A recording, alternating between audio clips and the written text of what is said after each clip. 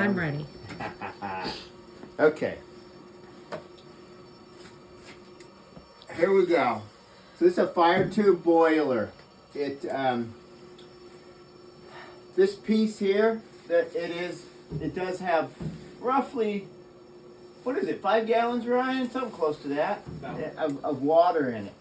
So we got it on a preheat, so what happens is you'll get hot water a little faster than, it doesn't have to heat the boiler before it actually goes, but you'll never know it's on because it's so quiet. Yeah, sure Okay? is, Once I put the lid on this thing, you're not going to hear the air noises and all that stuff, okay? There's an air filter. You will probably never have anything in that air filter, but this white pipe right there is running out, and it's turned down, and that's to bring air in from outside. So no longer are you creating a draft in your house because it's pulling air from outside now. There's an air filter right here. There's one screw. Yep, And see how you can see that screen there? Yep. You can just look at it and say, yeah, okay, it's clean. You don't need to take it off. If there was some bugs or something in it, you could clean it. Got it. Okay? Okay. Do you access it from, So it's not really. It's got one screw right here. you just And then reach? this is the little handle right here, and it pulls out. Okay. Wash Okay. it off, put it Yep. back in. Yep. And everything I'm telling you is in the manual on top of the unit. Right back there. It's in the back. We always Oh, I see. So Yep. everything's in there and more. But I'm going to give you the basics. Uh-huh. I recommend taking this lid off at least once a year, Okay. maybe twice. Visual inspection, okay? Anything that doesn't look right. Basically, you're looking around, just look everywhere and see if you see any indication of like any corrosion or just anything abnormal, and check your air filter. Any kind of a little indication that, hey, there was a little bit of water in the bottom of it, it'll leave a spot. It should be clean, just like it is right now. Perfect. Okay? So, the domestic hot water, when you run the domestic hot water, it takes priority. So, it will turn the heat off while somebody's in the shower. Okay? You will never notice any of that. Okay? It's not something You've not been here when my daughter is taking showers. I'm in the same boat.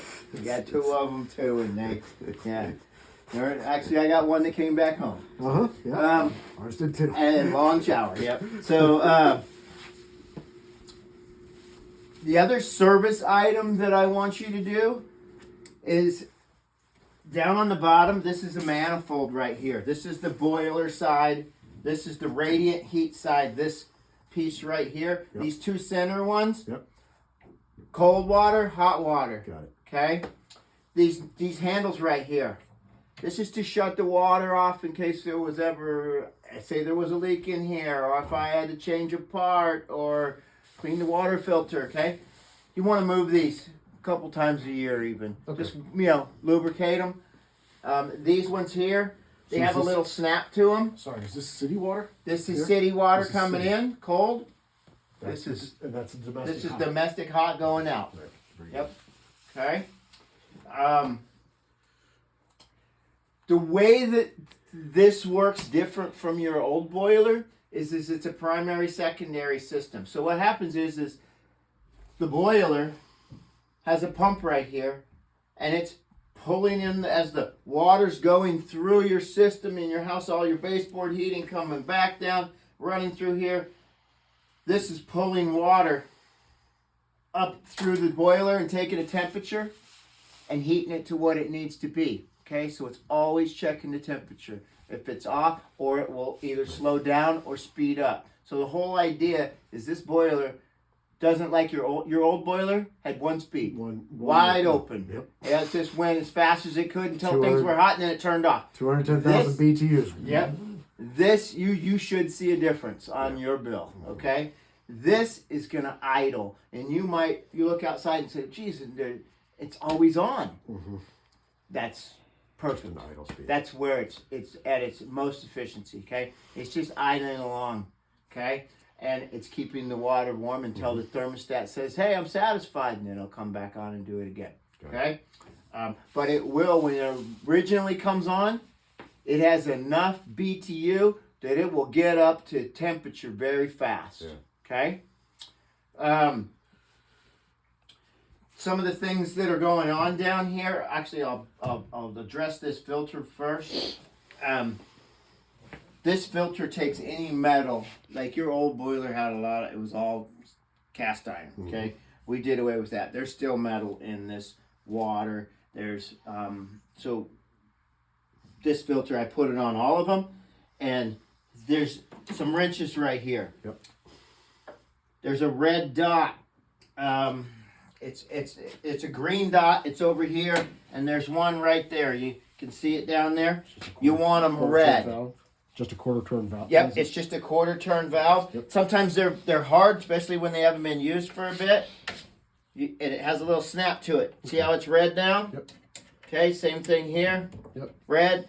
Okay. Now we can go ahead and clean the filter. Then you can open this. If those weren't red and you open this, You're getting wet. you're getting wet. Oh, yeah. Okay. This is Is that what that one's for? yep. The So other it's wrench? hand tight. Okay. If you can't get it off, use the big one. Don't use it to put it on. This is it's a hand tight O-ring. That's it. Okay. And you pull this thing out. This is one of the things this bucket's for.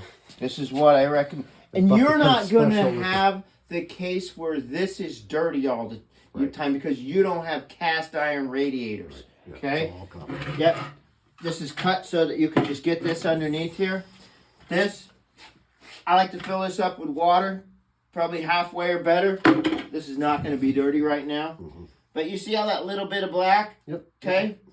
This is a magnet that's inside this plastic. As soon as I take this magnet out, Yep. It'll all fall off. yep, and it's a very strong magnet. Yeah, When I say strong, Yeah.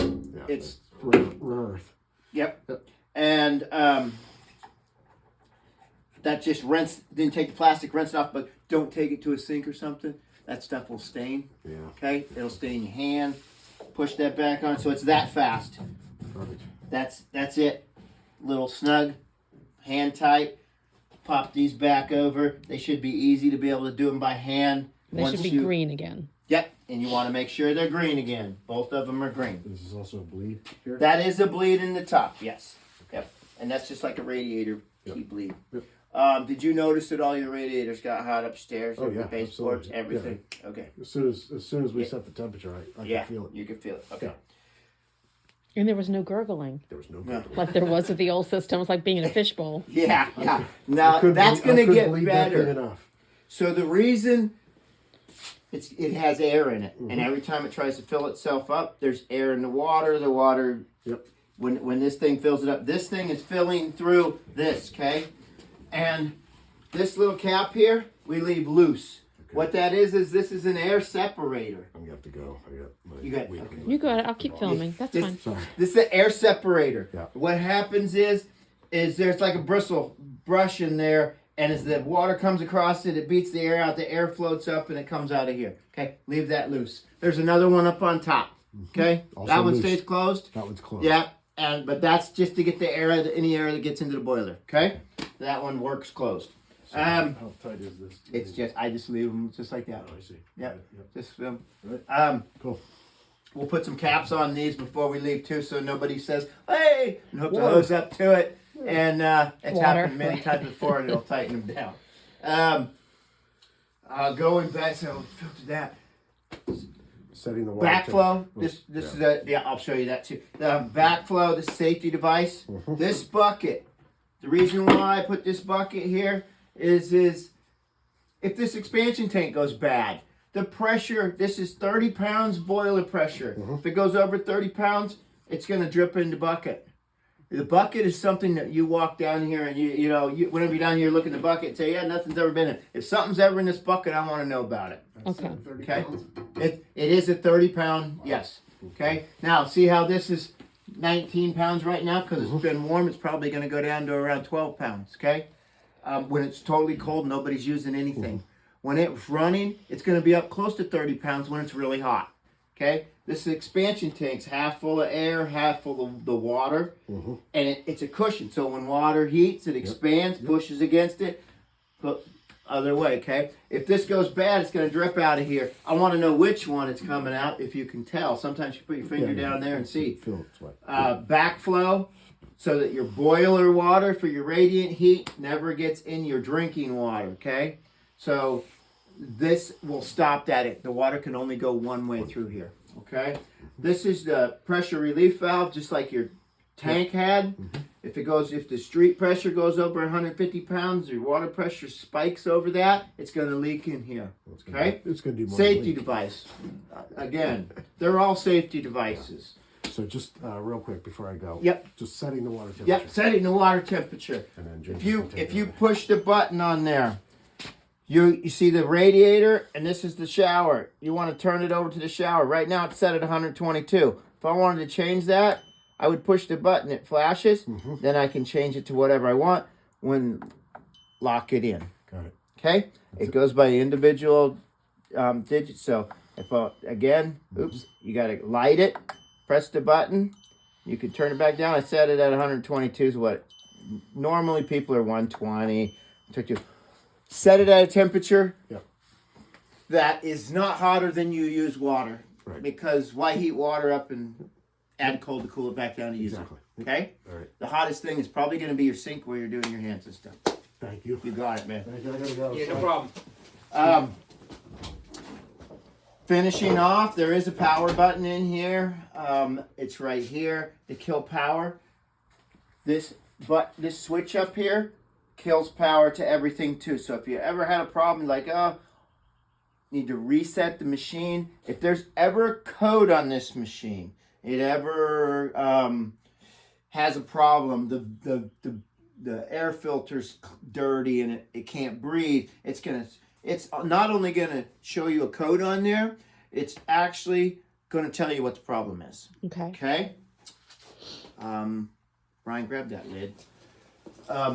On the inside of the lid, there's codes that show you everything too. It's right inside here. Okay. It shows you like an everything electric too. panel, like the electric panel. Yep. But this will actually tell you on the screen, and it'll flash red, and at that point you might be take a picture of it and send it to Rod. Say, hey, what's this? Okay. And we'll get it addressed. Sometimes those codes, let's just say the air filter was dirty, and you're like, oh, now what do I do? Sometimes they're hard codes. Sometimes they'll go away. Sometimes you can power the machine off by the power button there, turn it back on, and everything goes back to normal.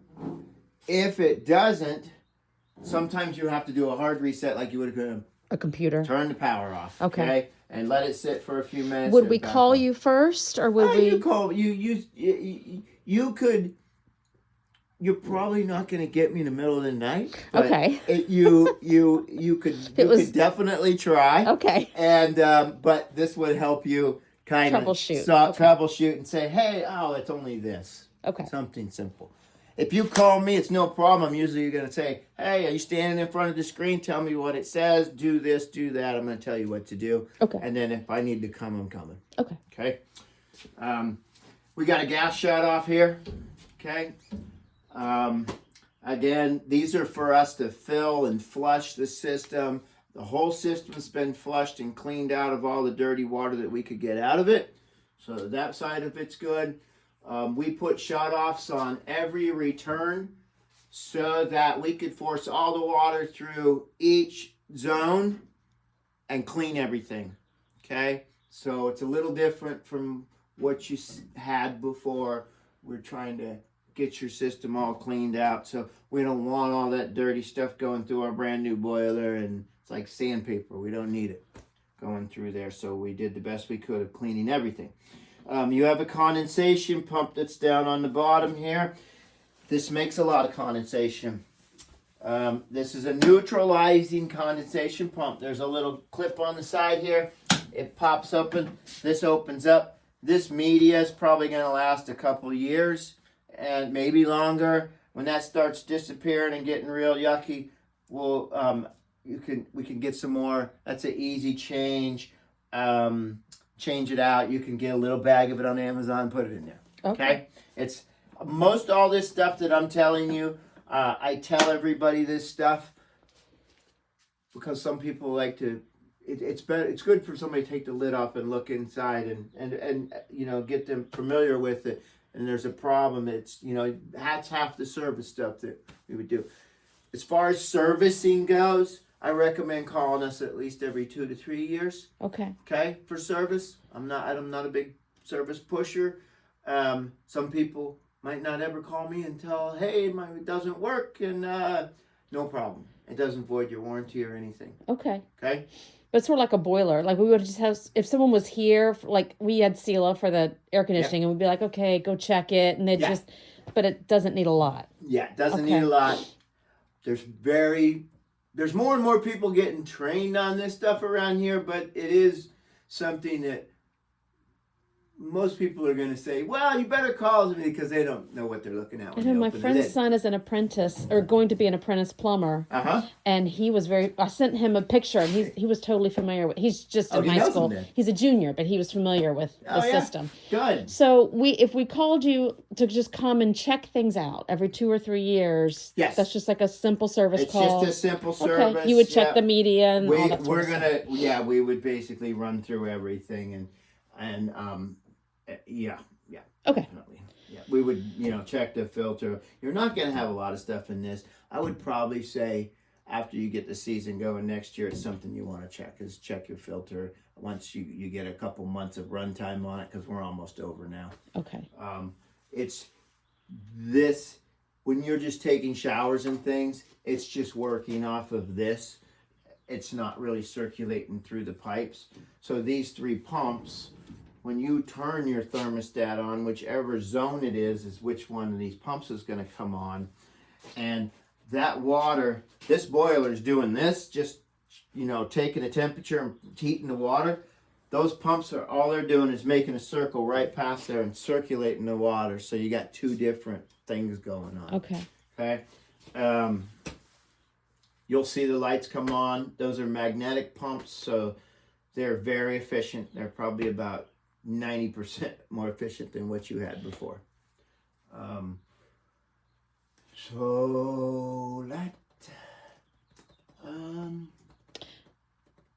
What else do I got? What happens if we lose power? Okay, good question. If you lose power, all the stuff we put in here should stay there. It does have a backup on it, like the time and everything.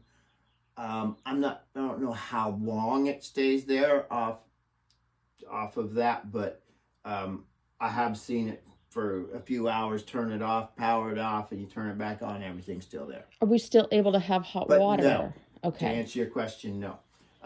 As far as that goes, if you had a small generator or something like that, yes, you would. Okay. Where would we hook that up? Because we do have a generator. If you have a generator, we do. You could take an extension cord and plug both of those these in there. Okay. Okay, and then everything would work fine. Okay. Just like, Okay. We just run to an extension cord. You got outside. it. Like if you were we had no power and it was the winter time, yes, you would just. If it's a few hours, no big deal. But if it's going to be a couple days, yes. Okay. Yes, for sure. Good question. Then what is the warranty? Warranty is on the paperwork, and it is 10 years. Heat exchanger. Now, this is the heat exchanger, the whole big part there. All the parts, gas valve, fans, computer boards, all that stuff is 5 years. Okay. It's got a 1 year manufacturer labor warranty. They'll pay me if anything goes wrong with it. Okay. So it is a pretty good warranty on it compared to anything on the market.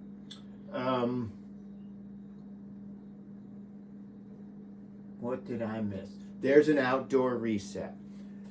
There's a wire going outside. It's going to a little gray. It's just a little. It's a sensor outside. Okay. It's taking a temperature. That temperature tells the boiler what temperature to make the water. So before, your boiler made probably somewhere between 170 and 80 degree water. Okay, really hot. It didn't. So now what happens is it works off of a program that's in here, and if it's this warm outside, it would only make the water maybe 120 or 30, depending on how. Once it got down, cold, it's going to heat it up. Is that for heat or for hot water? It's only going to be for the domestic side. You set the temperature. That's it. Okay, but that's for the furnace. That's for the boiler, for the water going through the pipes. Baseboard. Because you don't need that hot of water to satisfy the thermostat. Because sometimes what happens is if it's not that cold outside and you just need a little heat, it overheats. So next thing, if you really look at your thermostat might be a couple of degrees hotter than it really was, because you got everything so hot. Now when the thermostat's satisfied, the heat's still coming off of it. See what I'm saying? So it's just it's a much more efficient way to heat your house. Okay. Okay. Hopefully you see it in your savings and your monthly payments, right? Well, I know the one we had before was. That was enormous. It was completely oversized. From the time we moved in, people were telling us we should, but we were like, it's still working. It's yeah. I mean, it's not a. I'm not. Is it a $50 a month difference? Is it? I don't know. That's something you if you keep good track of that stuff, you'll know. You'll be able to see that. Holy smokes, this thing actually is way better. Yeah, it's hard to say. See, this isn't gonna. Your old boiler probably turned on and off and on and off and on and off all the time. Mm-hmm. That's because it had heat the water up in the pipes so fast, and the temperature would come back to the boiler, and the boiler can't heat water. It's already hot, so it turns off. Then it turns back on, and it's always going full blast. So that's what makes them so inefficient. They were tanks. They just kept going and going and going, but they were very inefficient. I think that one was 35 years old ish, maybe yeah. 40. I don't know. Yeah. So,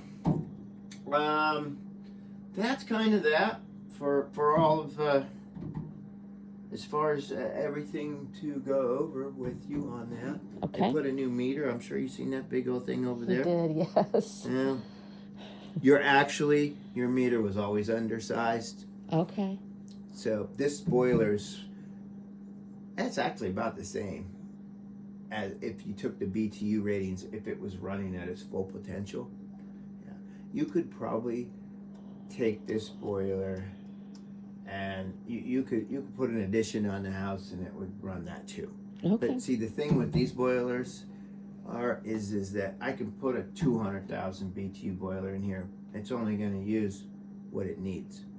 It may only use 100 of it.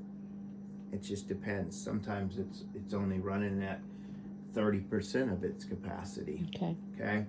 It just gives you what you need. All right.